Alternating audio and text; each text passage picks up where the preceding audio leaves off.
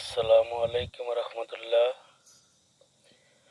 আলহামদুলিল্লাহ, আমরা ওমানের ইবরি ডিস্ট্রিক্টের ওয়াদিয়াল হাইজারে এই কাজটা শেষ করলাম। এটার উপরে সাদা কালার, নিচে একটু রসাসি কালার আছে, ছাই কালার আর কি। এটা হচ্ছে প্যাসেজ,